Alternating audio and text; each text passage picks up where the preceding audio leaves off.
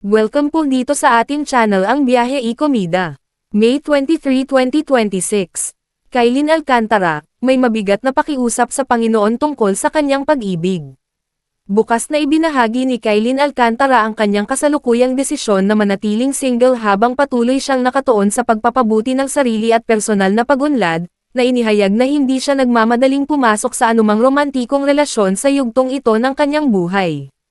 Ang Sparkle artist, na dati ay pinamamahalaan sa ilalim ng Sparkle GMA Artist Center at kilala sa kanyang papel sa Task Force, Firewall, ay ibinahagi ang kanyang mga saloobin sa isang panayam kay Nelson Canlas para sa 24 oras, kung saan tapat niyang pinag-usapan ang kanyang kasalukuyang pananaw sa pag-ibig at buhay. "I'm self-improving pa," she said. Nang direktang tanungin kung siya ay single pa, kanyang kinumpirma. "Oo, doon muna po tayo." Nagdagdag ng banayad ng ngiti nang lumipat ang usapan sa posibilidad na makilala ang isang bagong tao.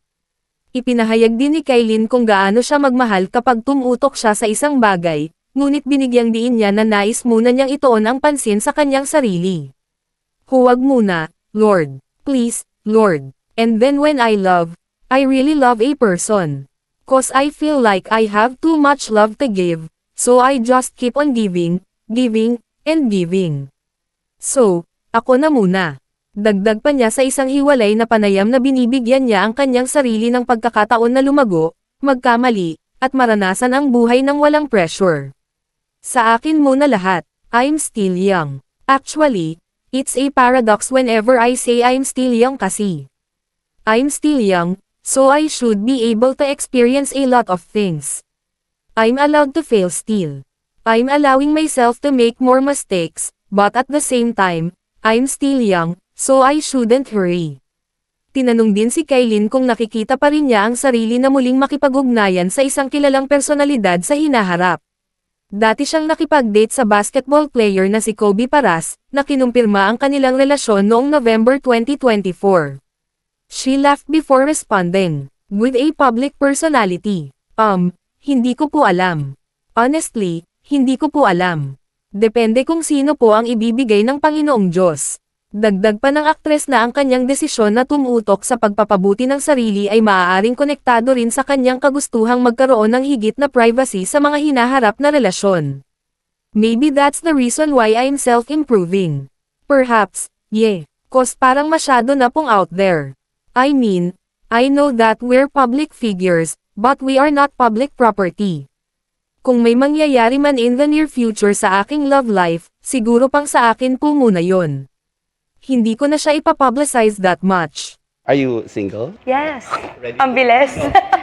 Are you single and ready to mingle? I mean, Ate Kylie ko na. She's improving pa. I'm self-improving Yes, pa. So nandun ka pa muna sa single? Oo, dun muna po tayo. Wag muna or talagang... Huwag muna, Lord. Please, Lord. Kasi madali ka ma-in love. And then when I really love a person. Like because I feel like I have too much love to give. So I just keep on giving and giving and giving. So, Ikaw na muna. Ako na muna. Sa akin muna lahat. No rush. Yes, I'm still young. Actually, it's a paradox nga whenever I say I'm still young kasi I'm still young, so dapat I can, experience a lot of things. I'm allowed to fail still, and I'm allowing myself to make more mistakes, but at the same time, I'm still young, I shouldn't hurry. At yan ang ating latest Showbiz Chika update for today. Please like and share ang video at huwag kalimutan mag-subscribe. I-click ang notification bell for more Showbiz Chika updates at suportahan po ang ating Facebook page. Maraming salamat sa lahat ng nag-subscribe indeed. Magandang buhay sa lahat. Adios.